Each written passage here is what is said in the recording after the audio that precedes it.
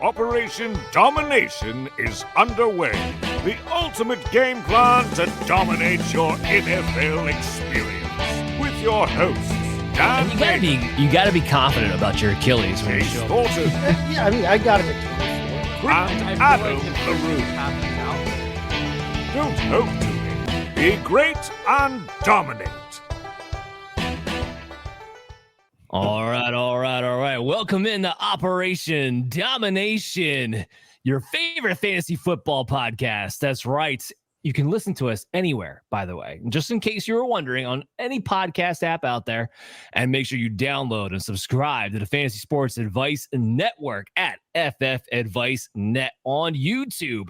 We got a lot of great content. It's August. We're kicking these things off. We got the Expo this week. If you're around Ohio, if you're around Canton, come on out, baby, because it's going to be a wonderful time. You'll see the three of us along with everybody else in the network and a lot of great analysts.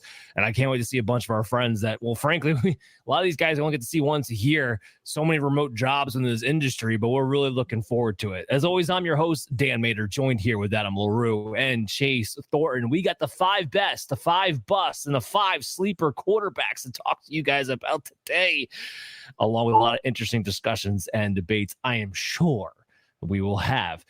Really kind of kicking off with the first one, to be honest with you, because I'm not going to waste any time on this. Let's just dive into it. Josh Allen, Lamar Jackson.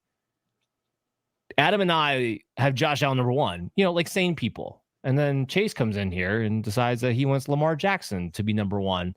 So, Chase, why do you hate Josh Allen? I mean, that's the question here. Well, I don't, because as you just said, to be fair, I do have him ranked number 2 on my list. And honestly, I think we're kind of splitting hairs between Lamar and Josh Allen here. My biggest worry, I guess you could say, about Josh Allen is that I'm just worried that this double-digit touchdown rushing run that he's been on for a couple years here can't hold. Now, that being said, last season, when he was so darn good, he did only pass for 3,700 yards, which was 600 yards and 500 yards below what he had done the previous 2 years. So, I mean, there's definitely room there for touchdown regression in his rushing to happen and him to still, achieve the same levels of performance that we've seen him achieve. I just, like I said, I worry that if it doesn't, because I'm not necessarily sold any more this year on his receiving core than I was last year. If that touchdown regression does happen, if he can't continue to rush for double-digit touchdowns, if for, say, whatever reason, James Cook's hold in, hold out, hold whatever continues to cause a problem, or maybe bleeds into the season, if the Khalil Shakir injury ends up being a problem, there's a lot of questions around there.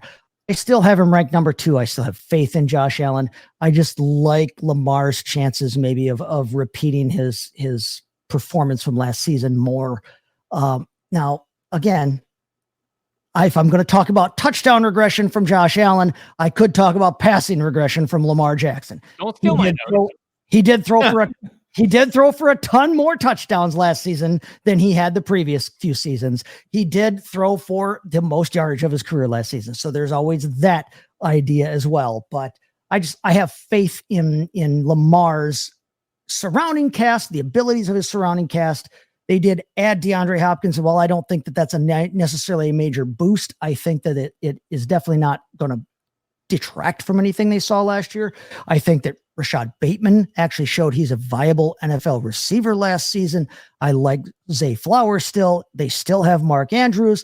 I know there's the Isaiah Likely injury, but maybe that just means that BFFs Lamar and Mark Andrews get to throw to each other more. So I think we're splitting hairs, but I'm more confident in Lamar being able to repeat that performance than I am in Josh Allen, just because of the questions I have with Josh's receiving core and that touchdown regression that I think has to come at some point. Does it though? Because ever since they've introduced the tush push in their own right, that's when he's been getting double-digit rushing touchdowns. Jalen Hurts hasn't fallen off? I don't think Josh Allen's going to necessarily fall off either. And by the way, of all the quarterbacks who I don't care at all what their receiving core looks like, it is Josh Allen, the Buffalo Bills, because Joe Brady doesn't believe in a number one receiver anyway. It's just a spread them out offense regardless. They have a bunch of pretty much mediocre to good wide receiving options, and that's just how they function. That's how Josh Allen functions.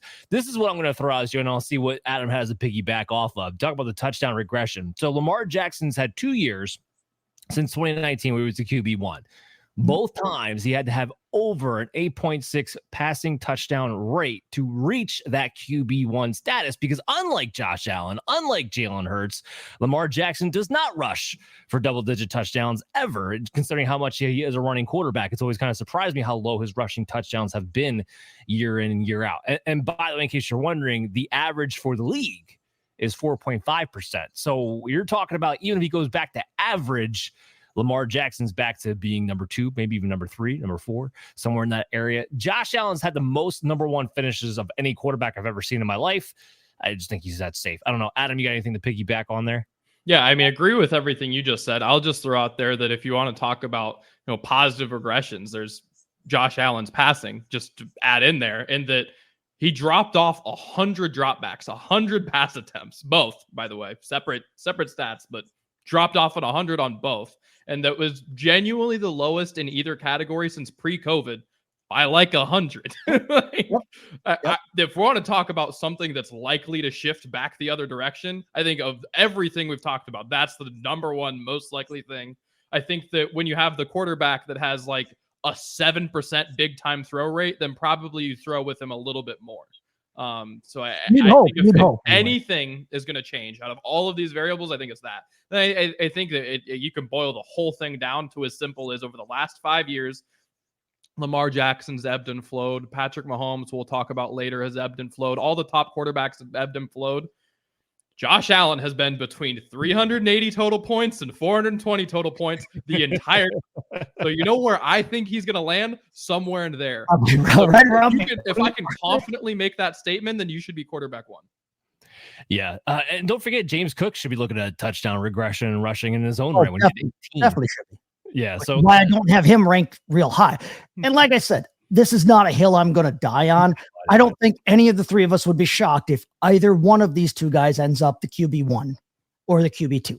I don't think either one of us would be absolutely like floored, and we wouldn't be, turning in our analyst cards or anything like that. That's why we're talking about the best to kick off the show, to have a little fun here. Let's have a little more fun. So Adam has Joe Burrow at quarterback 3. Both Chase and I have Jalen Hurts at quarterback 3. So what about Joe? I mean, is the guy going to throw 60 touchdown passes? Like, how does he get up to number 3 when he was number 5 last year with his career high? I just think one, he might. I mean, we're talking last season he was, I don't have the actual number in front of me, but I think he was also a good 80 dropbacks, 80 pass attempts above everyone else in the league last season for starters. I think the other thing is there's just so much talent on the Eagles. To me, at this point, last season, especially towards the back half, there was a shift from that offense being built around Jalen Hurts to being just straight up, this is a Saquon Barkley offense that has Jalen Hurts. To me, I know that a healthy Joe Burrow is going to eat, and that's going to be the path forward for that offense. Now, Jalen Hurts is going to be an incredible fantasy asset, but without the passing prowess to kind of give him a floor, you are dying. Like, you need those rushing touchdowns, which he's going to get. But that just felt like a more risky play than like Jalen Hurts is going to land around 20. I think I looked this morning. I think on DraftKings, he's at over under 19.5 passing touchdowns. Like, you're not going to get there on passing with Jalen Hurts. It is strictly, you're playing him for the rushing touchdowns. And that feels like it can vary more than like Joe Burrow, were at back-to-back these seasons in the high 30s, low 40s, the passing touchdowns. If he's healthy, he's going to get there because that defense is going to be 32nd in the league. So like, he's going to need to get there. I just feel really safe with Joe Burrow, I guess, is the ultimate thing. And he is that offense.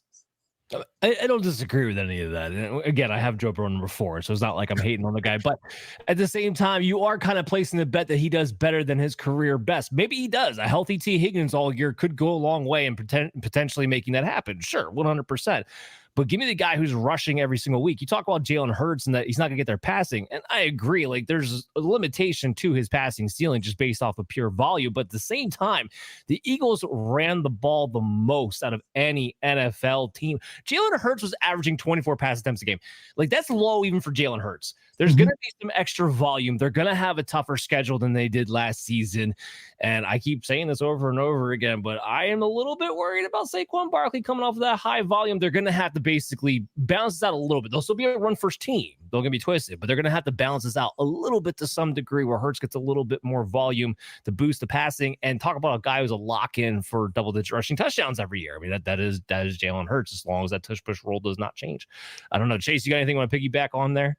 Well, I mean, it just, Joe Burrow has an amazing surrounding cast. Let's not act like Jalen Hurts is thrown to a bunch of scrub dudes around there, because when he does dump off to the quarterback, he's dumping off to Saquon flipping Barkley, okay? And when he does want to throw to his number one receiver, he's throwing to A.J. Brown. And when he wants to throw to his number two, he's throwing to Devontae Smith. And when he wants to throw to his tight end, if that tight end is healthy, he's throwing to Dallas Goedert, who's a decent player. So he's got a fun supporting cast too. I have much more faith in the offensive line in Philadelphia, even without Mr. Kelsey, leading the charge there, than I do with the offensive line in Cincinnati. And Jalen Hurts, listen, last couple of years, 21.9, 21.9, 20.5, 25.9. I mean, the guy averages, if we want to use that argument for Josh Allen, that he just consistently scores up there. Jalen Hurts can do the same thing. And Jalen Hurts doesn't have to do it passing, but he can do it passing. And I think, like you said, they're going to have to pass more. That said, Joe Burrow, listen, he is the only pure passing quarterback that I would consider taking as high as any of the three that we've just talked about here.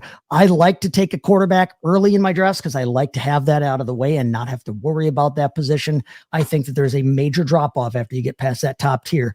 Joe Burrow is the only pure passer that I include in that top tier because he can make up for the lack of rushing stats with his passing ability. So again, not a hill I think any of us wants to die on, but I am a little more confident in the ability of Jalen Hurts to repeat that performance than I am Joe Burrow because of that.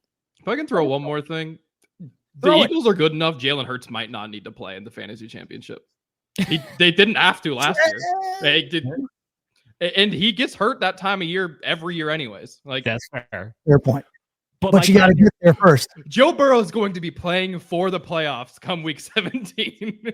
Agree with that. My caveat to that would be, does Joe Burrow get you behind the 8 ball in September? Because we have not seen this dude play well in September. Very true. In his career. So that's part of it too. But 100%. Yeah, we're just picking out nails here.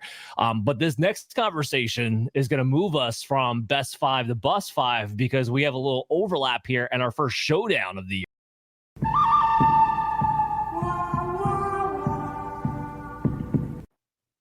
Oh, baby. Let's bring out the 6 shooters here. All right. So I still have Patrick Mahomes in my top 5. I shouldn't say still. He hasn't been in my top 5 in a little while. I posted him up to my top 5. But he is he is the number one bust of Chase Thornton over here, hating on some Patrick Mahomes, just the greatest quarterback for our generation. But whatever. It's okay. We're going to talk it out. So I'll go first. Why is Mahomes in my top 5? After fairly saying the last 2 years, he's been a quarterback 12 in fantasy points per game over the last 2 seasons. That's 100%. The last time he was the QB1 overall was in 2022. So what's the difference between 2022 and the last 2 years? He was actually top 10 in deep ball completions that season. The explosive plays were there. The explosive plays have not been there since Tyreek Hill left. That's been the biggest difference. Mahomes is actually becoming more athletic version of Tom Brady, it feels like, over these past couple of years. Okay. But now you have Xavier Worthy, okay, who's going in his second year. And by the way, rookie wide receivers don't do well under Andy Reid. So the fact that you had like Rashee Rice and Xavier Worthy in the second halves of their rookie seasons go off says a lot about them, because the only other rookie receiver who's ever done well for Andy Reid was back when Deshaun Jackson on the Philadelphia Eagles. Like Tyreek Hill wasn't even good for Andy Reid his rookie year. So Xavier Worthy, fastest wide receiver in the league, you get that back. Rashee Rice, even if he gets a 6-game suspension, you'll have him back for the playoffs. You'll have him back second half of the season. Maybe Travis Kelce's in as good a shape as he was in his 20s. Probably not, but, whatever. He's there. and with Rice, with Worthy, with weapons, with Reed coming out and saying that the emphasis on this offense has been, we got to get the deep ball back. We got to get explosive again back. If Mahomes starts to be explosive again, he's going to outperform, first of all, his ADP, which is sitting at QB8. But second of all, this is a top 5 quarterback when he's ripping the ball and he's let loose with a green light. So I'm not going to count him out when I think the weapons are finally in place for the first time since I let go of Tyreek Hill. But Chase, why is he your bust? All right. Well, this 2022 season that you're in love with, and listen, he was flipping awesome that year. I had him in several leagues that year too. I loved him too. But you want to talk about the fact that it was, he had career best completion, or he was top 10 in, deep passes. Listen, he also had a career high in rushing touchdowns that year. He also had his career high in passing yardage that year. He threw for 41 touchdowns, which is the second best, total of his entire career. Kelsey had 152 targets. He could lean on Travis and he could do whatever he wanted. And Travis Kelsey was doing whatever he wanted to do back there in the mid to deep range. He just did whatever he wanted to do. That was the first year, remember, that they were post Tyreek Hill. And that was the year that we all kind of doubted him. And he kind of proved us all wrong by saying, no, I don't really need Tyreek Hill. I could still be the guy. But he also had 9 receiving touchdowns from Jerick Flippin McKinnon, who A, is not lining up next to him in the shotgun anymore. And B, he has not thrown 9 touchdowns to his running backs in the 2 years combined since then. Okay. So there's just a lot of factors that went into him being that good in 2022 that have not been there and have contributed to these lower finishes in 2023 and 2024. I like Patrick Mahomes. If I have to go to battle and I have to pick a quarterback in the league to go with, do I probably pick Patrick Mahomes? Yes. He's for sure in my top 5. But you mentioned he's going off the board as QB8. If you look on Fantasy Pros, he's going off the board at QB6. I don't know that he reaches those levels. I worry that you're going to draft him as quarterback 6, quarterback 8, whatever. Either way, you're probably spending a 5th round pick or a 6th round pick on Patrick Mahomes. And if you have to do that, you want to be sure that your quarterback, I just talked about it. That's one of my favorite draft strategies. Take the quarterback high. If I'm taking that quarterback high, I want to be damn sure that dude is going to perform for me from a fantasy standpoint. You know who's done that? Lamar, Jalen, Josh Allen. Who hasn't done that the last couple of years is Patrick Mahomes. I love Patrick Mahomes. I love Rashee Rice. I've been a giant fan of Rashee Rice, and I've been a giant proponent of his fantasy-wise. But I'm not necessarily sure that Patrick Mahomes justifies taking him that high. For me, I'm worried about him being taken that high. And because of that, I worry that if we take him that high and he doesn't live up to that, even if he finishes as QB 12, you know what? You can get QB 12 a lot later than the 5th or 6th round. So that's why I have Patrick Mahomes as a bust. The only rebuttal I'm going to have is that he has not had a receiving back like Jerry McKinnon until now, Brashard Smith. I'm just saying. We don't know that Brashard Smith is that guy though. No, Brashard Smith was that dude he was that dude in college. He has not played a single snap, even in a preseason game. We don't know Brashard Smith is that guy. But he's still going in the first round. I'm just saying. You can. Great. All right, Adam. Come on, Adam. You gotta decide who wins this battle here. I hate to say it. I don't think he's an outright bust, but I think I lean closer to Chase. I have him a little bit closer to the Draft Shark ADP around the 7 to 8 mark. I've been flip-flopping him between 7 and 8. I haven't fully landed there, but I definitely don't have him in my top 5. Look, last year he had both a lower ADOT and big time throw rate than Andy Dalton. It's rough. I did not know that, but it helps. It's rough. Like, they're just not pushing the ball down the field. At this point, it feels like it's a volume play. And what scares me, I hope that the Super Bowl scared them out of it. I really, really do. I want to see them unleash Patrick Mahomes again. I hope that I'm wrong. I say that with everyone where I'm like, I don't want to down talk. I mean it with Patrick Mahomes. I want to see the Mahomes running around again. Yes. Reality of the situation is they made the Super Bowl playing their little soft Brady ball. Like, they made the Super Bowl. They went 15-2. Just as likely they just go back to doing that because it got them where they needed to be. And they can just decide that their fixes on defense, the reinvestments, the offensive line, that's the difference. Do I agree with that? No. I want to see Mahomes throw it down the field again, and I really hope that that's the case, but I'm not gambling on it because they haven't done it for 2 years. You guys are just down the greatest quarterback of our generation. It's okay. It's okay. I think he has it. It's a coaching problem. I love it. Yeah, I'm not saying it's a Patrick problem. I'm saying it's a situation. It's a location, as they like say. I said, it gives me hope that Andy Reid has made it an emphasis this offseason to at least talk about it. Now, coaches talk about things and they don't always do it 100%. We'll never get disagreement out of me for that, but at least he is talking about it, so it gives me some hope. Anyway, so that's transitioning to our bus, but we have one more quarterback to kind of talk about here that's transitioning from our top 5 to our bus 5, and it's another showdown between Chase and I.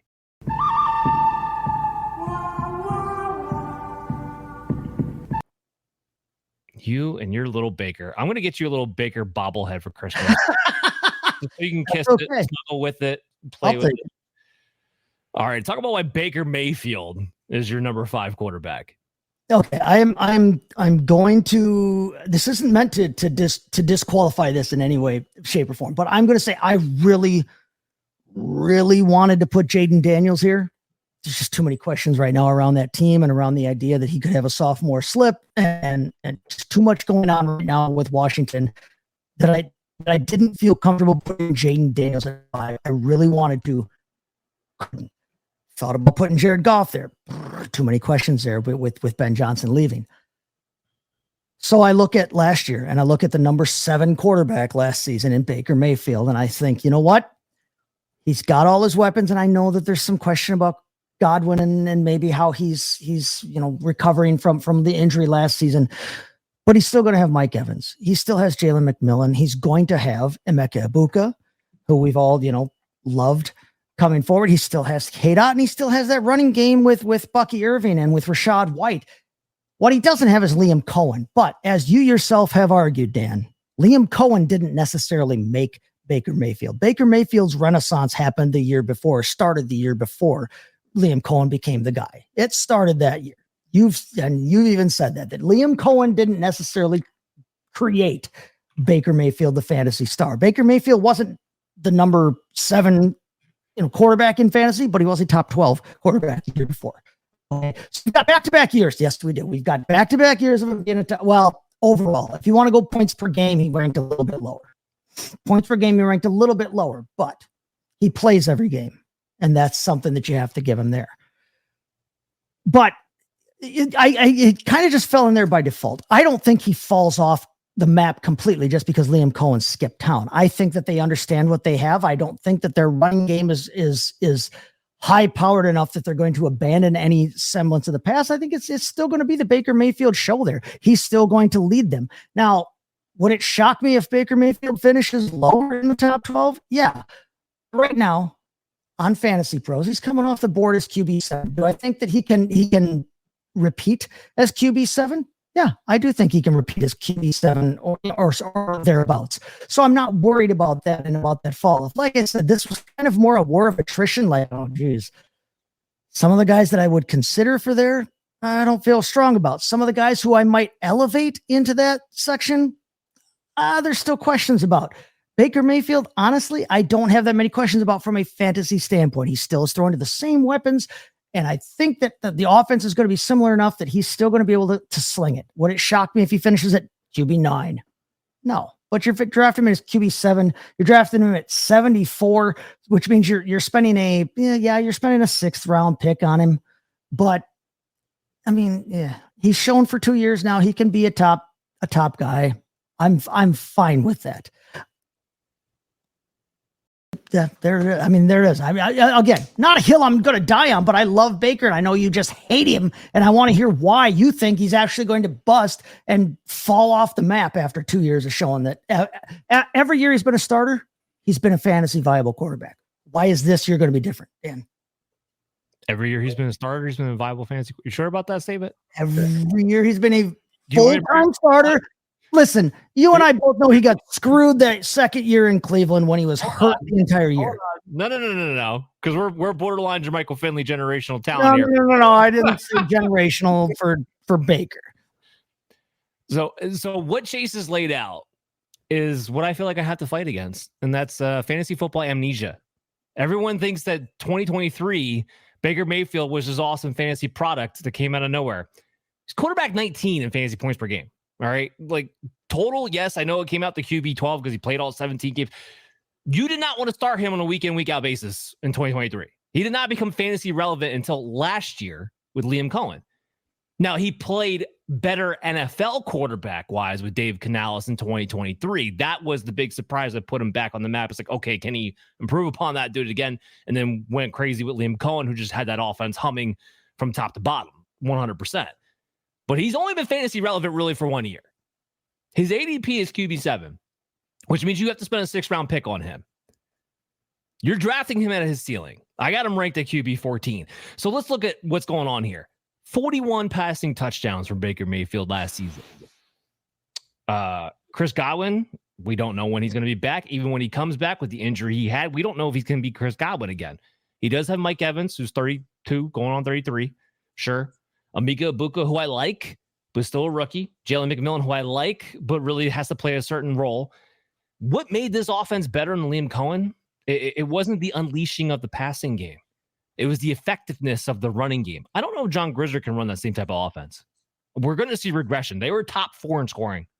We're going to see regression from this team.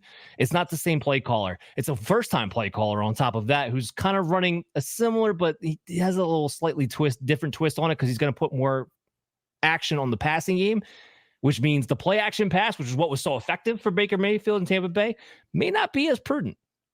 Here's the other thing about Baker Mayfield. Everyone's just sweeping under the rug. Besides the 41 passing touchdowns, that's going to probably regress. He had more than double his career high in rushing yards. He had 368 last year. The highest he ever had before that was 168. So you're going to tell me that Baker Mayfield at age 30 is suddenly becoming a mobile quarterback out of nowhere? I don't buy that he's going to do that 2 years in a row. And that had a lot to do with him getting boosted last season. I'm not buying that. I got him at QB 14. Adam, what do you think? Who wins this debate?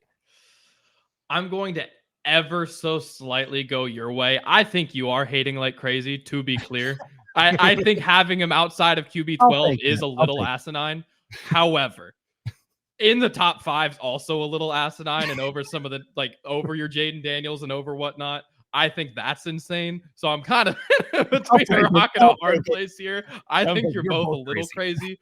But where I'm going to give it to you ever so slightly, Dan, is that the other regression that I see, and is actually between all the things, the one that scares me the most, is he has always been someone who likes to push the ball a little bit more and have a lower completion percentage. And last year, it just went up 10% for like Liam Cohen.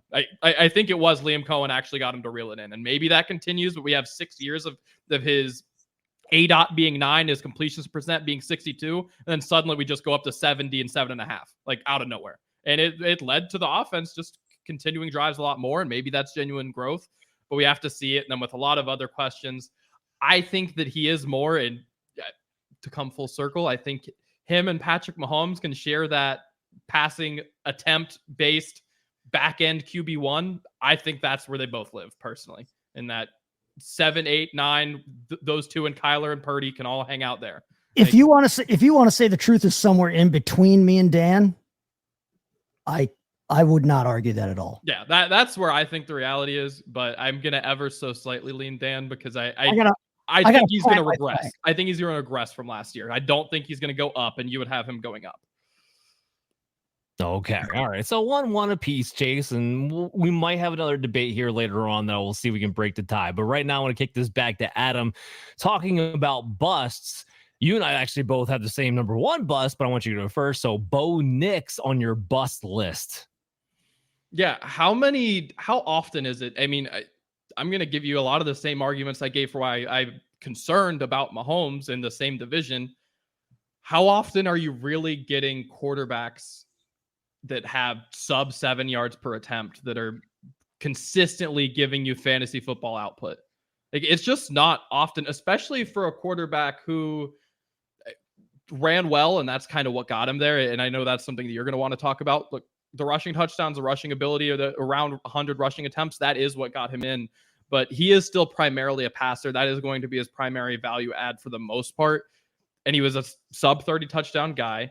His big time throw rate was nothing impressive. Admittedly, as a rookie, he did a great job of avoiding turnovers, but it's just like the archetype of quarterback. I think he impressed me quite a bit. I think he is better than I thought he was coming out. I want to, take an L on him a little bit, but I think it's more so he's going to find himself at the back end of that tier that is just the smart passers who have a little bit of wiggle. I think he's worse than Purdy. I think he's better than Tua. I think he can probably live in that range in the probably mid-teens. I think that's kind of where reality is, and I know he's being drafted more as like an actual starting QB1, and I just can't do it. He just doesn't push the ball down the field. He runs, but he doesn't run enough to where I'm like, okay, that's going to automatically give you the floor that pushes you up. I think this is a team that if they can run and live with the defense, they're going to. I think that they were a short passing team by default because they didn't have a running game last season. And I think that they've attacked that position really heavily this year. So I don't know. I just don't see him repeating it. And I also don't see 29 passing touchdowns and 4 rushing touchdowns being enough to really get you into top 10 often anyways. No, I agree. So it's like his ADP right now, draft sharks wise, is like QB 8. I got him ranked at QB 14 right now, or 13. And to your point here, his value is completely tied to his rushing. First of all, he only had 2 top 3 finishes. There's not a big ceiling with Bo Nix. Yeah. There's not a big ceiling with the offense. Like Sean Payton is a great head coach. And back in the day, once upon a time in a far, far away galaxy, he was actually aggressive as an offensive coordinator. He's not anymore. He hasn't been that guy. This offense is conservative. Like 30th in yards per pass attempt, 27th in air yards per attempt. And I don't think that really necessarily changes because I think that's what Bo Nix is. I don't think he's the guy who's going to push the ball deep down the field. That's kind of his MO in college to begin with. Plus, they didn't really address the weapons that way. Like Cortland Sutton, you have your guy, you drafted Pat Bryant. It's like the same dude. Marvin Mims, the only guy who stretched the field. And we don't even know if he's going to be in the top 3 receivers playing. Like, because they're just going to rotate, most likely outside of Cortland Sutton. And bring in Evan Ingram, who doesn't go deep down the field much either. He kind of lives in the middle of the area as well.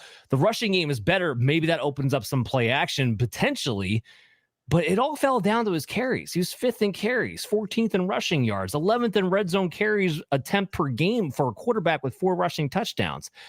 Like, I think we saw his ceiling last year, frankly, in this offense. And I'm not drafting a guy who can't give me I'm not drafting a guy at QB8, I should say, who doesn't have QB1 in a week upside and only maybe once in a while might hit a QB3 mark if he happens to fall into the end zone twice on the ground.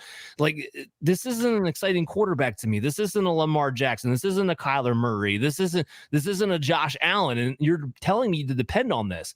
It reminds me so much of Daniel Jones when he had that 1 year where he just went off rushing and he was crazy for fantasy, but he wasn't that good a passer. Wasn't that efficient of a passer, I should say. Now, I think Bo Nix is better than Daniel Jones. Don't get me twisted, but it's very similar where if that takes a dip, if that rushing production takes a dip at all, he's not going to make it up in passing.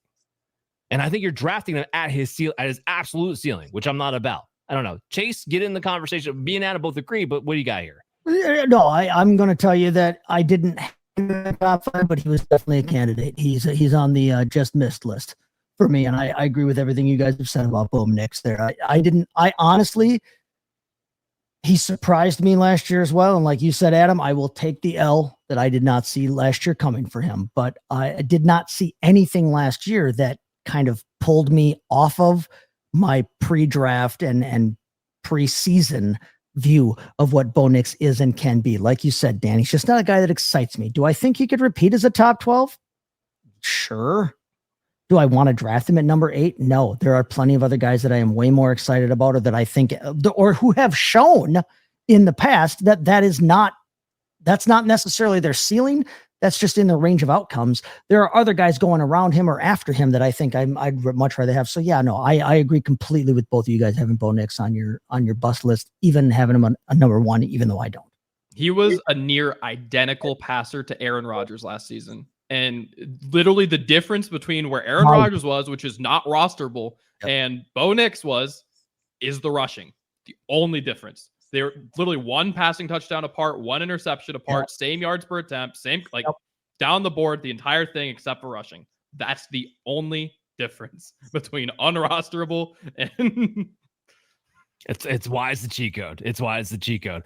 All right. So there's been a particular player that I felt like we were talking about every single week on this show throughout the summer, telling you to pick up, it's a sleeper value. And then Chase goes and puts him as number 5 on his bust list out of nowhere. So I got to see why he just decided to pull a 180 on us when it comes to Justin Fields over here. Well, here's the thing. He is number 5 on my bust list, right? So he's not the one I feel the strongest about being a possible bust, but he's already back walking. No, but I am worried. I am worried about him, and I am ready to admit. I'm here. I'm ready to tell the truth in front of everybody. I'm willing to admit that some of it is just my Jets bias because, oh darn it, he is in New York and it is the Jets. And I know they've got different people around him, but it seems like every year they have different people and it's the same story. And it's the different people and it's the same story. Even Aaron Flippin' Rodgers, who will be in the Hall of Fame the first minute everybody gets a chance to vote for him, couldn't drag that freaking franchise kicking and screaming from the depths of hell, let alone to mediocrity or beyond. Now, yes, I will say that Justin Fields, when he is a starter, he has that rushing ability and he can take you to places that other quarterbacks can't necessarily based on his legs alone. And yes, he does have a decent core around him right now with Breece Hall and Braylon Allen in the backfield and with Mr. Garrett Wilson at receiver, whom I love, and with Mason Taylor now at tight end, who I love as well, and who I like as one of my preseason guys. I just, for redraft purposes, Justin Fields scares me a little bit. Now, if you're in a format like best ball, where you want to take big shots, or if you're in high stakes where you want to take a big shot, I still think Justin Fields is worth it because he's only coming off the board as a late starter. You're not having to spend the capital on Justin Fields that you're spending on Patrick Mahomes or on Baker Mayfield or any of these other guys that any of us have had questions about. So Justin Fields is still a safe enough pick there that you can take him. But I worry that there are enough questions there in New York. And because it's the Jets, I just worry so much because he's so reliant on his legs that if anything does happen there, he's got a chance to fall out of that starting tier for me. I think he's a back end number 1 quarterback, no matter what happens, unless he gets hurt. But there's enough questions there for me that I'm willing to put him on my number 5 bust list because I think all of us are hopeful for Justin Fields this year in the fantasy realm. I am too, but I'm still scared enough that I'm willing to back off a little bit. So in redraft, I'm probably steering clear of him unless I'm in a high stakes format. I mean, his ADP, depending on what platform you are, it's somewhere between like QB 11 and QB 14. Yeah. Late starter. Yeah, late QB 1, QB 2, and yet every time he's a starter, he's a top 8 quarterback. Mm-hmm. Like every single time. Now, your Jets excuse, that was probably the best excuse you could have given me, was that it's the Jets. And I started smiling at myself as soon as you said it. No one can argue with the Jets. Yeah. Of all the excuses you could give, yes. When the Jets do things, even when they seem smart, they turn out horrible. They have a bad track record of that. I'm sorry, Jets fans. But if anything happens to Garrett Wilson, who does he throw into?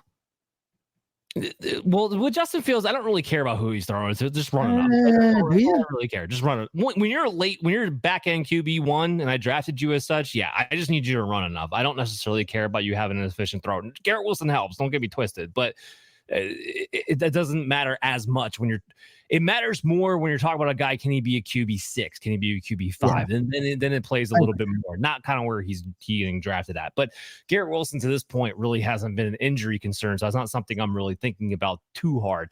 Fields has himself, Fields has been a little bit of injury concern too, but at the same time where you're drafting him at and just the upside that he gives you with his legs, I don't know. I'm not too worried about it. But the Jets excuse, that's probably the best excuse you could have given. I'll give you that one. Adam, anything you want to chime in on that one? No, I had his ADP from Fantasy Pros 11, and I think it's spot on. That was like one of that's like the only ADP in the top 24 where I was perfect. You got it. I guess worried. Yep, I have him ranked at QB 11 as well. Okay, so to help us transition from our busts to our sleepers, we do have another debate that we want to talk about.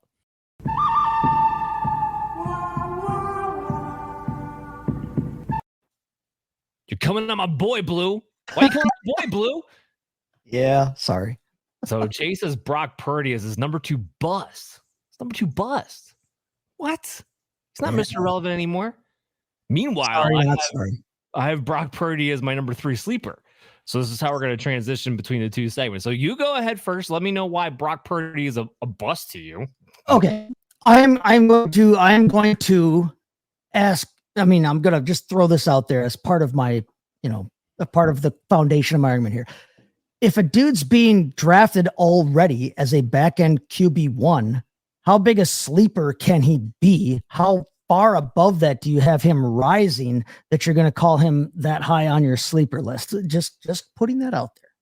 Okay. So he's already being drafted as a QB1. Let me answer to that question real quick before you move on, because go ahead. Please do. Brock Purdy is going in the 10th or 11th round of most drafts as ADP QB 12. Yes. I have him ranked as QB 8. So I'm significantly higher. Therefore, he's a sleeper. Now you make so you don't have him as a back end lower third of starting quarterbacks. You have him as the lowest of the second third of starting quarterbacks. Again, I don't necessarily think that warrants sleeper status, but I do know that he's a quarterback for your favorite team, and I know you love him, and he's been successful. And I have been a Brock Purdy defender, not anymore, outside of here even. But now I worry enough about that team. And honestly, I'm not worried as much about Brock Purdy himself and his playing ability as I am about the team around him right now. Okay. You've got, you yourself have not been the most complimentary on Jauan Jennings, who is right now, arguably the wide receiver 1 on that team. Arguably. We don't necessarily know who's the wide receiver because Brandon Ayuk has a ton of questions about him as well. Even when he was playing last year, he did not look like the Brandon Ayuk of old. Deebo Samuel's fat tush is long gone. A guy who had been their, a big weapon for them. He's gone. You've got Jennings, Pearsall, and you've got Ayuk. We don't know what Ayuk's going to be. Jauan Jennings, I love Jauan Jennings. I have been a big proponent of Jauan Jennings. I love him. I have got him all over the place in Dynasty. But he's never going to rank really high on Bob Long's consistency report. Okay. He is a very boom bust guy. He only had touchdowns in 3 games last year as their ostensibly their top guy or their top wide receiver target. He only had touchdowns in 3 games last season. He had 3 touchdowns in one, which is awesome in best ball, had 2 touchdowns in another, which is awesome in best ball, 1 touchdown in a third game. So that's all the story you get out of Jennings. There is still questions there. Okay. Then we don't know about CMC and what we're going to see from him. Is he healthy? We'd like to all think so. I hope so. I pray so. I think it's the NFL and fantasy football are both better when there is a healthy Christian McCaffrey on the field for whatever team he's suiting up for. But we don't know about his health and how it's going to hold out, and can he stay healthy the whole season, and what kind of player will he be when he is healthy? He didn't score at all last year. He played 4 games, parts of 4 games last year. He didn't score last year. He was not the CMC of old when he was on the field last year. Hopefully with a full off season of health, he's back to old, but old's kind of an operative word here with him. Ricky Pearsall, I've never been high on to begin with. Now I will say, when he played last year, he looked better than I probably have ever given him credit for. I'm just not a giant Pearsall fan. And honestly, we don't necessarily know right now who would emerge as their top target between Ayuk, Jennings, and Pearsall, if all 3 are healthy and if all 3 can be on the field at the same time. Add on to that, Trent Williams is 137 years old. 137 years old. Okay. They're still a good offensive line. They still have Trent Williams at left tackle, but Trent Williams was hurt last season. We don't know if that's going to hold out forever. There are some changes that are going on there. And George Kittle. I love George Kittle. I'm not here to bash on George Kittle at all. But last season, to get Purdy to the heights that he reached in fantasy, even with all the stuff that went bad last year, Purdy was a good fantasy player last year. But George Kittle had to have the 2nd most yards in his career. He had to have the 2nd most touchdowns in his career. He had to have the 3rd most receptions in his career. And he had to have the deepest yards per target that he's ever faced. Okay. They had to lean on George Kittle. Do they lean on George Kittle as much this year? If they have a healthy Ayuk, Jennings, CMC, and if they do, you can argue that the numbers that went to Kittle get spread out among those other guys. But if they don't have a healthy, if the rest of those guys aren't healthy or don't perform to the heights that they saw last year, does Kittle repeat that? I don't think so. There are just enough questions there, again, that I don't want to take Brock Purdy as a number one fantasy quarterback. I love him as my fantasy two if I'm in a 2 quarterback set. I don't want him as my fantasy one. It's pretty funny because he's literally never been a QB2. He's always been in the top 10 ever since he became a starter back in 2022 on a points per game basis. I'm just saying, last year, all these little questions you're putting out there, he had George Kittle. Juwan Jennings was a nobody, and he was still QB 10 points per game. Easiest schedule in the NFL this year. George Kittle's healthy. He's been awesome with Purdy. I don't think that's going to go anywhere yet. Kittle is still very much in his prime. CMC is healthy right now. And also, everyone keeps talking about how it's CMC and Kittle who are just making plays every single day in camp. So I almost don't care what happens with the wide receivers. Like, whether it's Ricky Pearsall or Juwan Jennings when he gets back from his injury or Brian Ayuk, it doesn't matter. The top 2 targets, it's Kittle and CMC. You get anything from any one of those other wide receivers in a Shanahan offense with the schedule that they have, with the efficiency of Brock Purdy. You know who's been number one in the entire NFL for the past 3 seasons in completions over expected? Brock Purdy. He's been the most efficient quarterback ever since he started in 2022 in the NFL. That over anybody. I'm sorry. I don't. The floor is QB 10, and the guy's going in the 11th round. That's the floor. Okay. He's QB8 for me. He also ran for 5 touchdowns last year. I don't know if that. Well, yeah, because he's actually mobile, and unlike Baker, he's doing it when he's young, not when he's turning 30. I'm just saying. Oh, yeah, well, okay. He's doing it when he's young and not 30, but he's never done it before. This could actually be sustainable. Okay. He ran for well over twice as many yards last season. If you're going to use that argument against other dudes and why other dudes are gonna regress, there's some regression that's just baked in there. The difference between Brock Purdy starting to be more comfortable to use his mobility as a young quarterback who only played a season and a half before last year, and Baker, who's turning 30, who we saw for the first time ever. There's a huge difference between those 2 examples. Let's just make that real clear. Go ahead, Adam. Take it away. My one little fact-checking statement there is that while Baker just got better as a runner, the attempts are perfectly normal. He ran around 60 most times he started, to be fair. Just so fair is fair.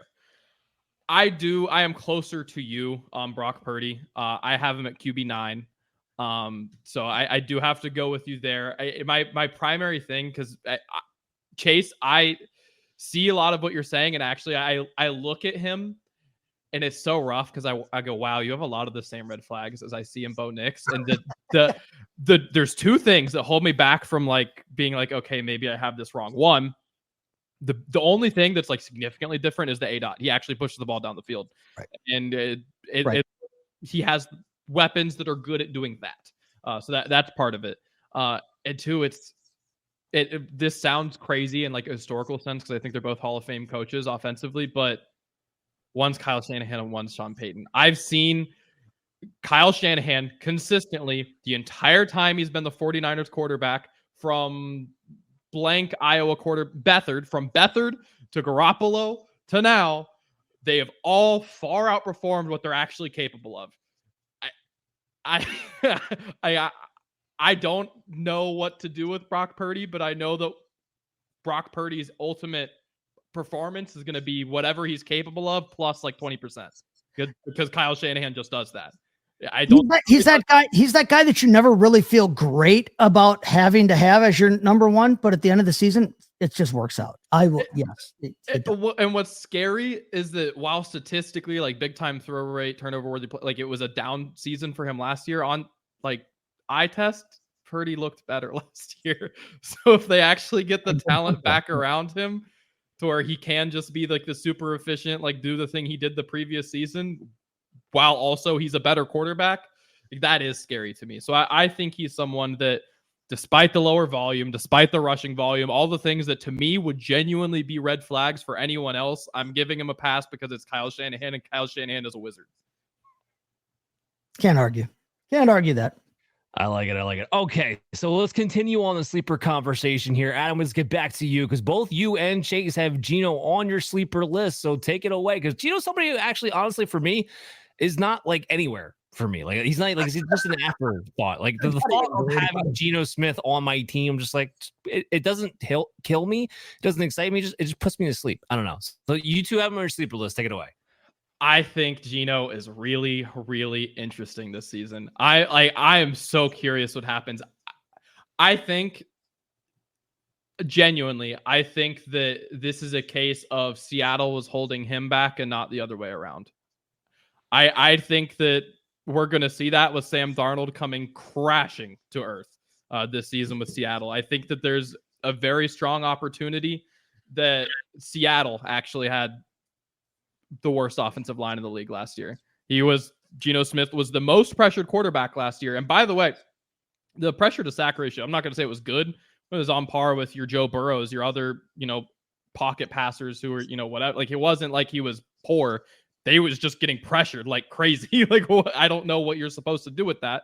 So with that, yes, the numbers themselves aren't that great. If you go to passing touchdowns, interceptions, and stop there, you're not going to be all that excited about Geno Smith. One, still fantasy relevant to a degree. Two, you dig a little bit deeper and you start getting into the ADOT, which was, fairly healthy. You get into the big time throw rate, which was, outside of your Josh Allen, who just like makes the scale go weird because he gets like 7% every year. Like normally 5% is like really good. And Geno's been a good 4.5 to 5% the last couple of years he's been starting to Seattle. Like he's been good. He threw the 15 interceptions, so it feels like the turnover-worthy play rate should be high. But no, most of them weren't really his fault. He only had 2.5%. He actually had a higher big-time throw rate. I said it with Andy Dalton earlier. Better than Patrick Mahomes in big-time throw rate, which feels insane, but that's 2025 for us, I guess. I think getting those things where with the Raiders – I'm not going to say he has better weapons than Seattle because I don't think that any of these guys outside of the obvious are better than DK Metcalf or better. It's a lot deeper. He's got a lot more like options that can do something, I think, but just given Tyler Lockett falling off a cliff, because I think that was like the big thing last year where you go down to really only having two weapons that you feel comfortable about versus I think obviously great at tight end. Gonna do perfect there.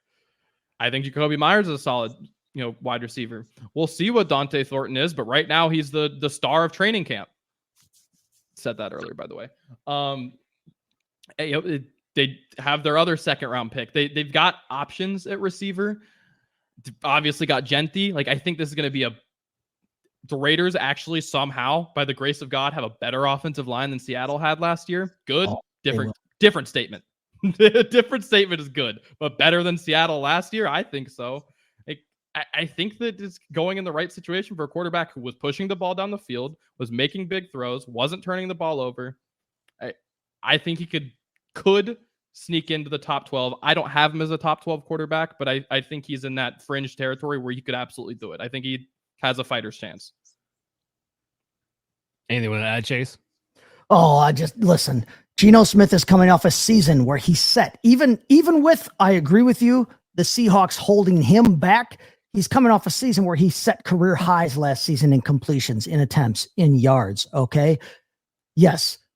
The Raiders have a middling offensive line, but like you said, he's coming off of the worst offensive line in football possibly, and they're not going to be any better this season in Seattle. He is coming into a much better situation, weirdly enough, in Las Vegas than he was in Seattle there. He's got beautiful weapons there. If he wants to dump it out of the backfield, he's going to be passing it off to Gentry and Mostert this season. We already know that we all love Brock Bowers. I love Jacoby Myers as a possession type guy. And then, yes, you brought up my guy, my cousin. We're like the Dudley boys in ECW back in the day. Dante Thornton. Okay. The dude is 6'5". He runs a 4.3 40. Played 25 games at Oregon as a freshman and sophomore, and also led then Tennessee in receiving yards and touchdowns and led FBS last season with 25.4 yards per reception. He is going to be the deep threat that they need there.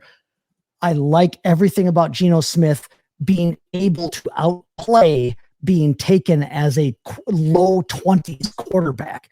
Do I think he finishes there? Heck no. He outplays that draft slot completely. You want to give me Geno Smith as my second quarterback in a 2-quarterback system right now, and you're drafting him outside of that? Flip, I'll take that all day long, and I'll take weapons at other positions while you guys are drafting other guys at QB2. I love Geno Smith as a sleeper this year. I'm going to have to take a little look at him. I mean, I just don't see the upside in Geno, but at the same time, you guys aren't wrong in the arguments that you're making there. Like I said, he's just kind of like under the radar for me. Upside, he had 8 more pass attempts than Baker. He had a higher big time throw rate than Baker. He had a lower turnover worthy play rate than Baker, and he had 7 less rushing attempts. Here's the devil's advocate. It's Chip Kelly. I don't know if I trust Chip Kelly's offense. Hey, Chip Kelly is good for one season at a time every decade. Fair enough. With that, we're actually going to have to cut it, unfortunately. I know we had a lot of other stuff we wanted to talk about. We'll try to squeeze more in next time, but we do have to kind of cut it there. A lot of great discussions. We'll be back next week with the running backs. You'll probably see us on some live content throughout the Expo. I might be going live on from the forum on Tyler's show, live from the Friday night party. We'll have to see. But make sure if you're anywhere near Canton, Ohio, make sure you come down and check us out. But you'll stop in, see us, say hi. We will talk and we'll buy you a beer. I'll buy you, maybe. We'll be at the registration table, so you'll definitely see our faces there. Guys, make sure you download Operation Domination on your favorite podcast app, and make sure you check out the Fantasy Sports Advice Network on YouTube at FF Advice Net, because we got a ton of great content as we get ready for your fantasy football drafts. We'll see you next time.